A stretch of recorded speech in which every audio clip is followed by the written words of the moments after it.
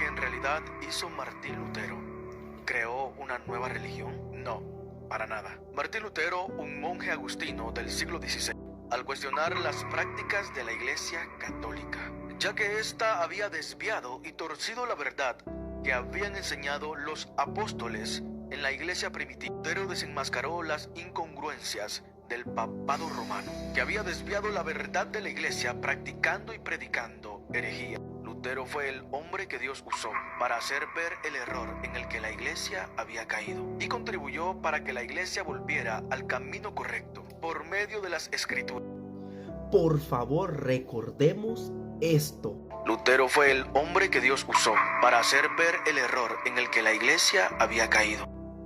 Vamos a leer un poquito de los escritos de este hombre usado por Dios, ya que sus escritos son muchos. Martín Lutero tiene un escrito llamado el Magnificat. Página 23. Es preciso tener en cuenta que la bienaventurada Virgen María, pues bien, precisamente porque la Santa Virgen ha experimentado en sí misma que Dios le ha hecho maravillas. Página 27 la llama a María la dulce Madre de Dios. Página 40. ¿No te parece maravilloso el corazón de María? Se sabe Madre de Dios, ensalzada por todos los humanos, y a pesar de ello permanece tan tranquilamente sencilla. Página 42. María, la Madre de Dios. Por este motivo es mucho más digno de alabanza el admirable y puro espíritu de María. Página 56. Oh tú bienaventurada Virgen y Madre de Dios, qué estupendo consuelo nos ha manifestado Dios por tu medio. ¿Cómo termina Martín Lutero las últimas líneas del Magnificat de la Virgen María? Nos dice en la página 104. Dejemos esto aquí por el momento y pidamos a Dios que nos conceda la correcta inteligencia de este Magnificat, que no se contente con iluminar y hablar, sino que inflame y viva en el cuerpo y en el alma. Que Cristo nos lo conceda por la intercesión y la voluntad de su querida Madre María. Amén. Intercesión y voluntad de su querida Madre María. Amén. Las 95 famosas tesis de Martín Lutero. Tesis número 9. Por ello el Espíritu Santo nos beneficia en la persona del Papa, quien en sus decretos siempre hace una excepción en caso de muerte y de necesidad. Tesis número 25. El poder que el Papa tiene universalmente sobre el purgatorio, cualquier obispo o cura lo posee en particular sobre su diócesis o parroquia. Tesis número 38. No obstante, la remisión y la participación otorgadas por el Papa no han de menospreciarse en manera alguna, porque, como ya he dicho, constituyen un anuncio de la remisión divina. Tesis número 41. Las indulgencias apostólicas deben predicarse con cautela para que el pueblo no crea equivocadamente que deban ser preferidas a las demás buenas obras de caridad. Tesis 42.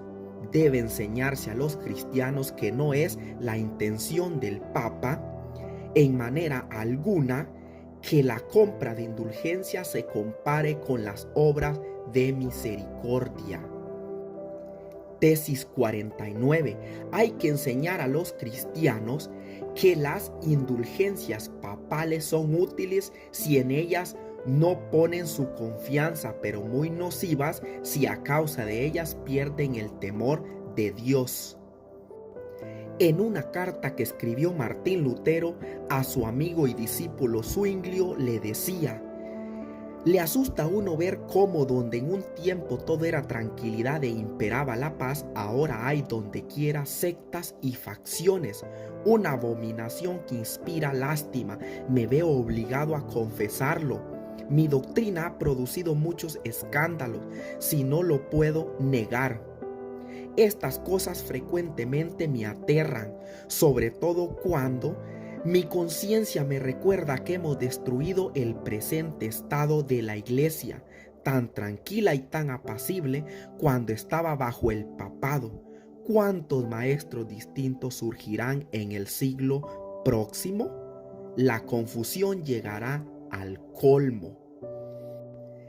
En el Catecismo Menor de Martín Lutero, en el numeral 217, dice que hay que evitar todas las iglesias falsas que sostienen algunas doctrinas falsas.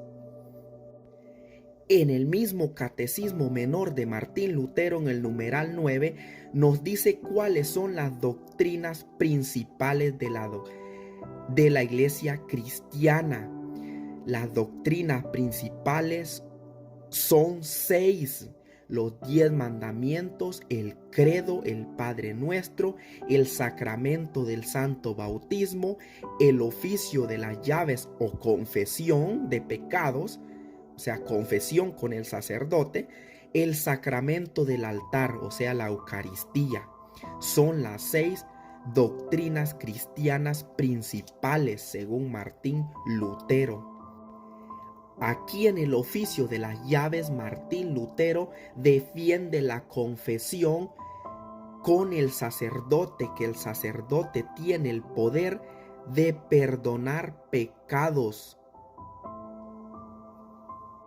Sobre la Santa Cena dice que es el verdadero cuerpo y sangre de nuestro Señor Jesucristo, dados con el pan y el vino.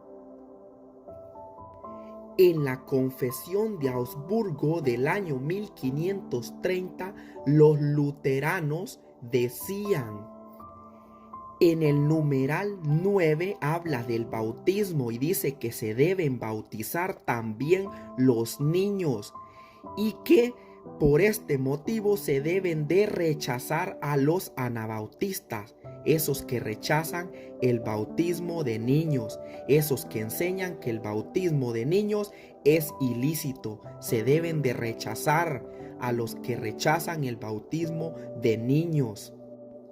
Y si tú no estás de acuerdo con la doctrina enseñada por Martín Lutero y hubieras vivido en la época en que él vivió, te diría lo que comentaba en el Salmo 82.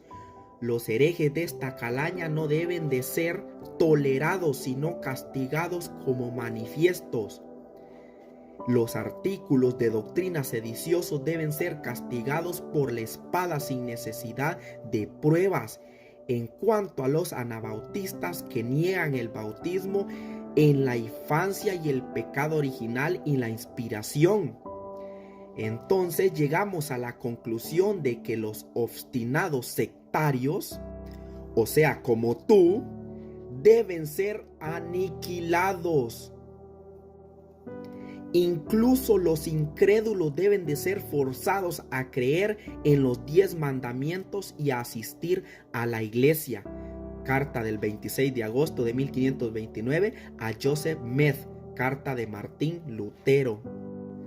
Sobre los judíos, decía Martín Lutero, séanles quitados sus libros de oraciones y talmudes y también toda su Biblia.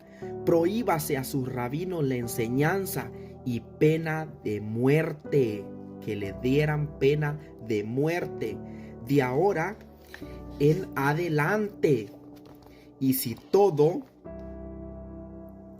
esto fuera poco, sean expulsados del país como perros rabiosos.